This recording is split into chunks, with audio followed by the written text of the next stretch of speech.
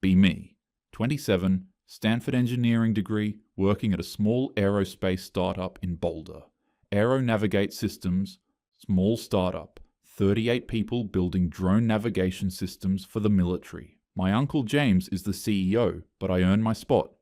The thing is, I'm one of only 3 women engineers in a company of mostly men, and let me tell you, it's exhausting. The constant interruptions in meetings, the way they question every single thing I say. But today feels different. Today, our new HR manager Vanessa is actually doing something about it.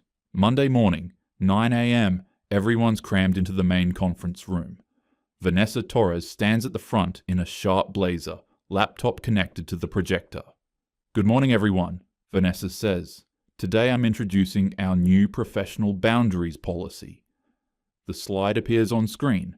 I lean forward, interested. Vanessa reads, "Unsolicited technical help or mentoring toward female colleagues can constitute predatory grooming behavior and establishment of dependence dynamics." I see some of the guys shift in their seats. Mark Davidson, senior navigation engineer, divorced dad energy, always acts like he knows everything, looks up from his laptop. Vanessa continues, "Effective immediately, men must wait for explicit written invitation through HR before offering project assistance to women on the team." Mark raises his hand. "So if I see a critical bug in someone's code during review, I can't mention it?" Vanessa's expression stays professional. "You can mention a bug exists, but offering to fix it or explain it without invitation creates an uncomfortable power dynamic." "That's insane," Mark says. "That's literally how code review works." "That attitude," Vanessa says, her voice cooling, "is exactly why we need this policy." I speak up before I can stop myself. "Actually, I think this is great. I'm tired of men assuming I need their help just because I'm a woman."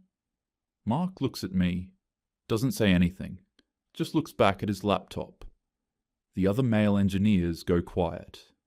Dev Kumar, this soft-spoken guy who sits near Mark, exchanges a glance with him. In the back row, Denise Crawford, our office manager, shakes her head slightly. The meeting ends. I feel good. Finally, someone's taking this seriously. 2 days later, Wednesday afternoon, sprint planning meeting. I'm presenting my navigation algorithm update. It's for the drone altitude control system, pretty critical stuff for our defense contract. "So the altitude sensor reads in meters," I explain, pulling up my code on the screen, "and I'm calculating safe distance by multiplying by 3.28 to convert to feet, then applying the safety margin." Mark interrupts. "Wait, you're doing the conversion in the calculation loop?" I stop. "Yes?" "That's going to cause rounding errors at scale," he says. "You should convert once at input, not in every iteration." My face gets hot. "Actually, I tested this and it works fine."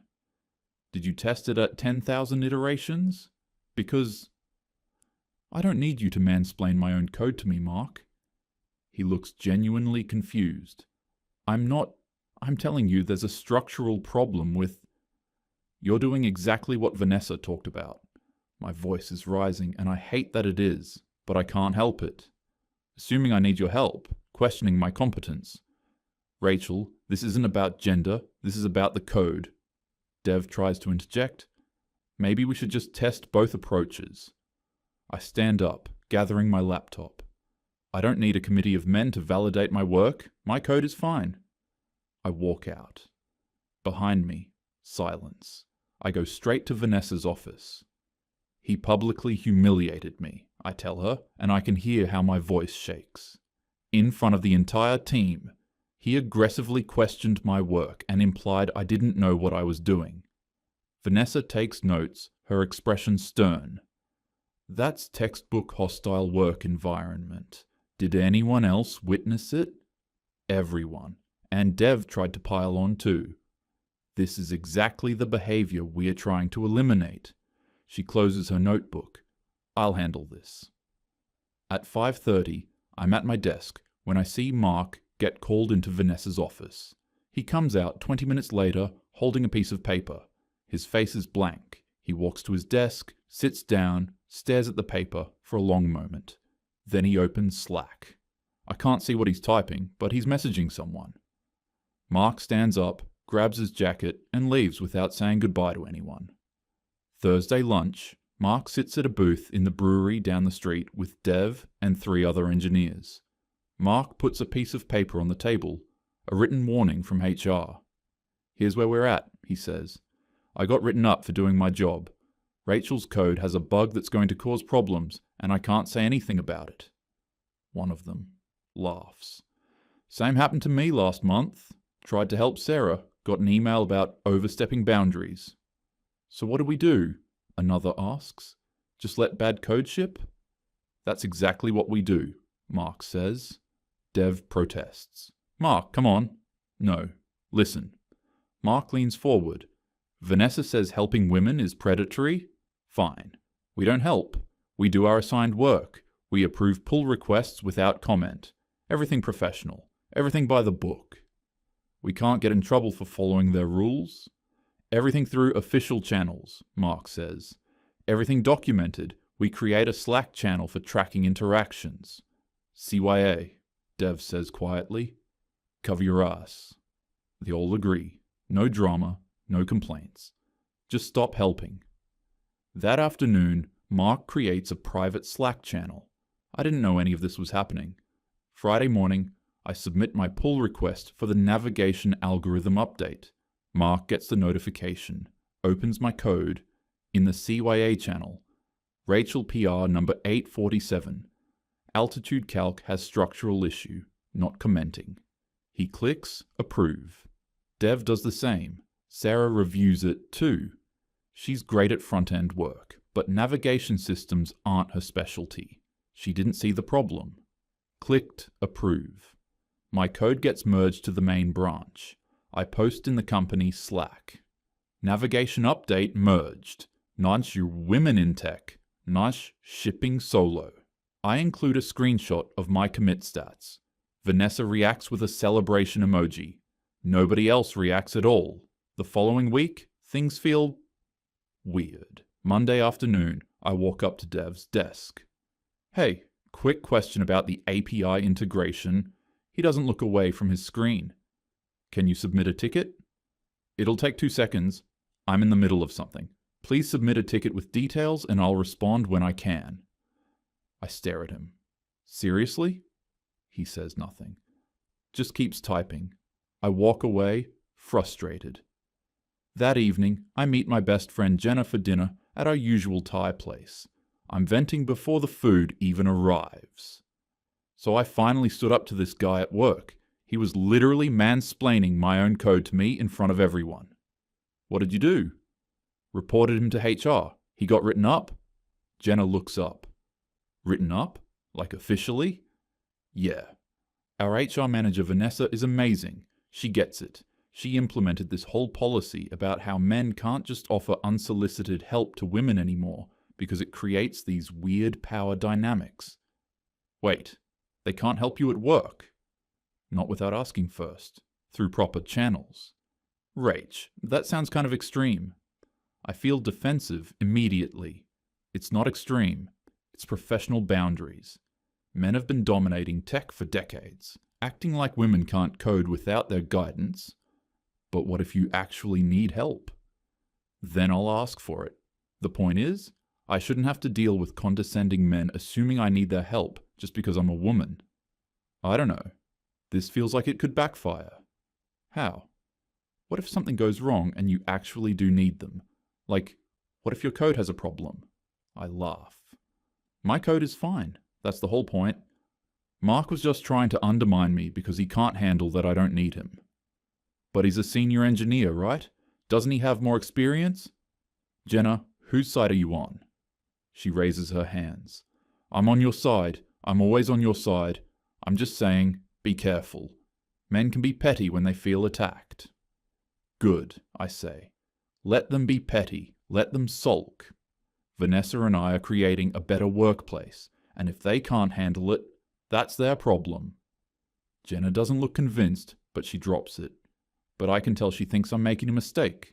She just doesn't get it. Wednesday, my navigation update gets deployed to production. It goes into the actual drone system we're building for the defense contract. I text Jenna. Code just went live. Told you it was fine. She replies with a thumbs up emoji. I feel vindicated. Friday afternoon, my uncle James sends a company-wide email. Mandatory retreat next weekend. 3 days at a rented cabin in the mountains outside Denver. After some recent cultural tensions, we need team bonding, the email says. Vanessa has planned trust-building exercises, team activities, a collaborative Q4 planning session. My code is in production. I stood up to Mark. Vanessa is creating a better workplace culture. Things are finally going my way. Friday evening, we arrive at the cabin. Massive rental place in the mountains. Vanessa hands out itinerary packets. Tomorrow team building. Sunday, Q4 planning presentation. I room with Sarah. The guys efficiently claim their rooms. Mark and Dev sharing one, others doubled up. Denise is already in the kitchen organizing snacks. Vanessa walks over. Denise, you don't have to do that. Honey, I'm not doing it because I have to. Saturday morning, Vanessa has us doing trust exercises. Carlos catches me during trust falls, then walks away without a word. Vanessa tries to keep things upbeat. Let's share appreciations. Carlos, what do you appreciate about Rachel? Carlos's expression stays flat. She shows up on time. Awkward silence. Okay, Vanessa says slowly. Mark, what do you appreciate about... Can we skip this? The afternoon communication workshop is worse. Vanessa pairs me with Dev for active listening. The exercise, share a work challenge, your partner helps you problem solve. Sometimes I feel like my ideas aren't heard in meetings, I say. Dev. That's it? You said your ideas aren't heard. I heard you. Aren't you supposed to help me solve it? That would be offering unsolicited help. I'm respecting your boundaries. You're being childish. Dev says nothing, just looks at his watch. By late afternoon, it's obvious. The male engineers are participating at the absolute minimum level, responding literally, offering nothing extra. Saturday evening, we sit at a long dining table. Catered food. Vanessa talks about tomorrow's collaborative Q4 presentation. James's phone starts ringing insistently. Sorry, James says. I need to take this. He steps outside onto the deck. The table goes quiet. I pick at my food. 5 minutes pass. James comes back in. His face is white. Everyone stops eating. We have a problem, James says. His voice is tight. A serious problem. He sets his phone on the table. The defense contractor just ran a live simulation test of our navigation system. 2 hours ago. The drone failed catastrophically. In the simulation, it crashed into a civilian zone. Complete silence. The client's conducting a contract review Monday at 9 a.m. System must be fixed and passing test by Sunday 11 p.m. or they terminate the contract. 24 hours. Someone drops a fork. My hands start shaking. Who pushed the last navigation system update? James asks. Silence. Who pushed the last navigation update to production? My voice comes out small. I did. Wednesday. James turns to the table. Who approved it? Sarah speaks up quietly. I approved it. And Mark and Dev. James looks directly at Mark and Dev. What's wrong with it? Mark's response is calm. Too calm. Boss, we're off the clock at a mandatory team-building retreat. Mark, this is serious. I understand. But I haven't looked at the error logs. I don't know what's wrong. Dev. Neither have I. James's frustration is visible. Can you look at them? Now? Are we back on the clock? Yes, Jesus, yes. Vanessa interrupts. Wait. Crisis mode doesn't mean we abandon our values. We can all work together. Dev interrupts her. Vanessa, has Rachel submitted a formal written request through HR for our help? This is an emergency.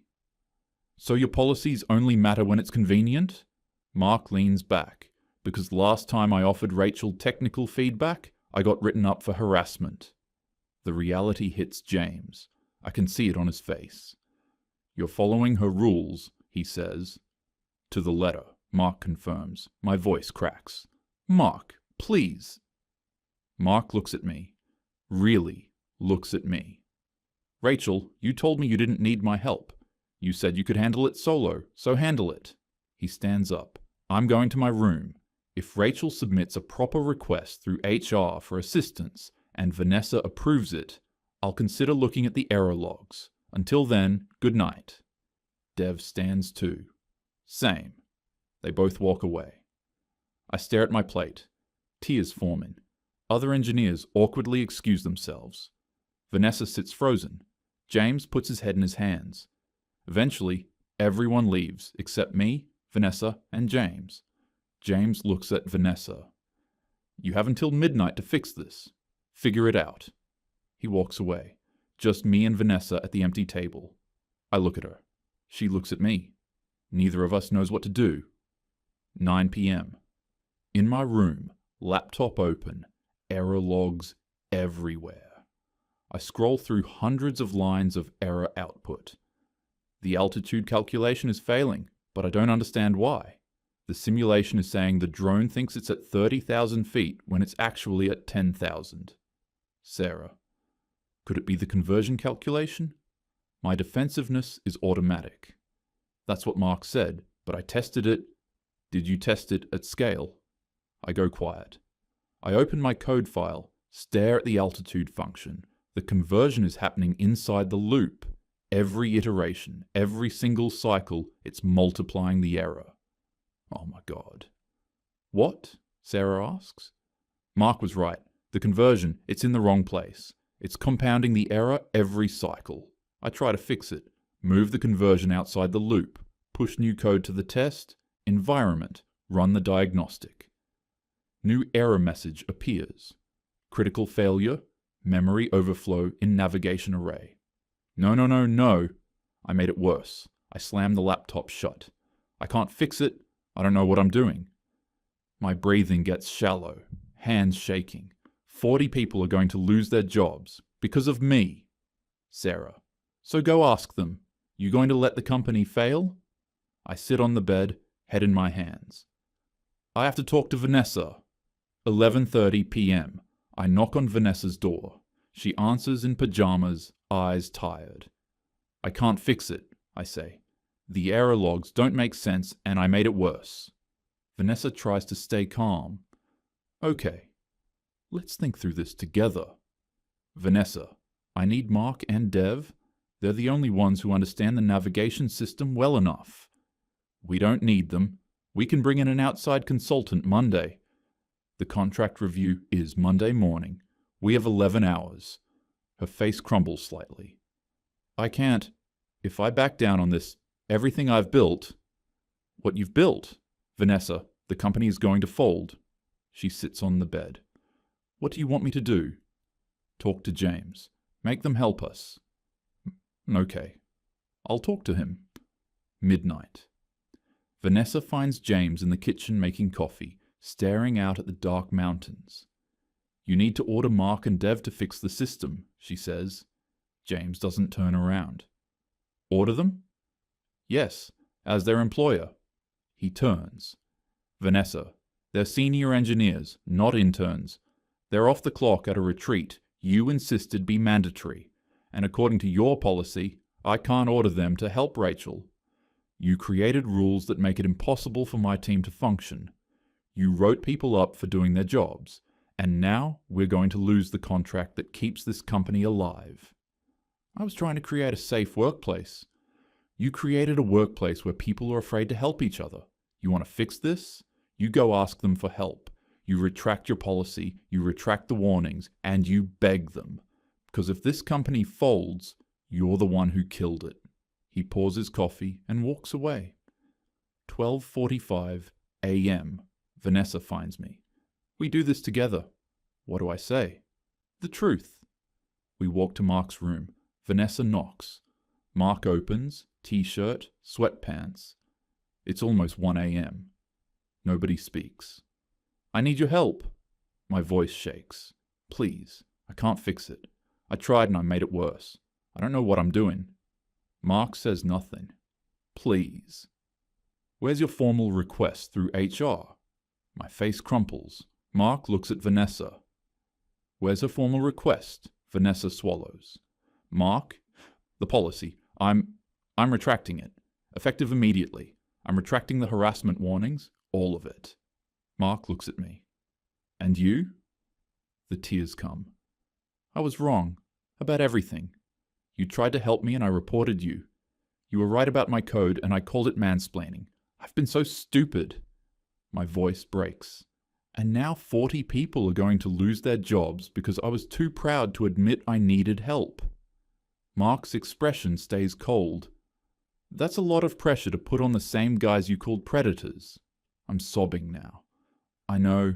I'm sorry. I'm so sorry, but please. You and Dev are the only ones who can save this. Only you. Mark stares at me for a long moment. Get Dev. Dev arrives. You tried to fix it yourself? I nod. Dev to Mark. How much time do we have? 10 hours. Can we do it? Yeah. If it's what I think it is, we can do it. Mark looks at us. Here's the deal. We fix this tonight. Monday, company-wide meeting. Rachel tells everyone what happened. Vanessa retracts everything in writing. And from now on, we give feedback the same way we give it to everyone else. Direct. Harsh when needed. No special treatment. I nod frantically. Yes. Anything. Whatever you want. Vanessa. Agreed. All right. Show us the error logs. 1 a.m. dining table. Mark looks at my code. Here's your problem. He points. Your altitude calculation. You're converting meters to feet inside the iteration loop. Every cycle, it's applying the conversion to an already converted number. After 100 cycles, the drone thinks it's in orbit. That's exactly what you said in the meeting. Yep. Dev. Secondary issue. You're not deallocating memory. After an hour, system crashes. How did I miss that? Mark starts typing. Because you've been working solo for 6 weeks. Nobody reviewed your code properly. Show me? I ask quietly. Mark glances at me. You actually want to learn this time? Yes. He explains as he codes. The conversion happens once at input. You read the sensor data, convert immediately, then all subsequent calculations use the converted value. I take notes on paper. Dev fixes the memory issue. In C++, every new needs a delete. You're creating arrays, but never. Cleaning up. They work through the night. I mostly watch, ask occasional questions. Both men answer bluntly but clearly. 5:30 a.m. Mark. Recompiling now. They run the diagnostic test. We watch the screen. Test runs through 10,000 iterations. Navigation data stable. Altitude calculations accurate. Memory usage normal. Test completed, passed. We got it, Dev says. Mark deploys the update to production. Thank you, I say. I can't. Thank you.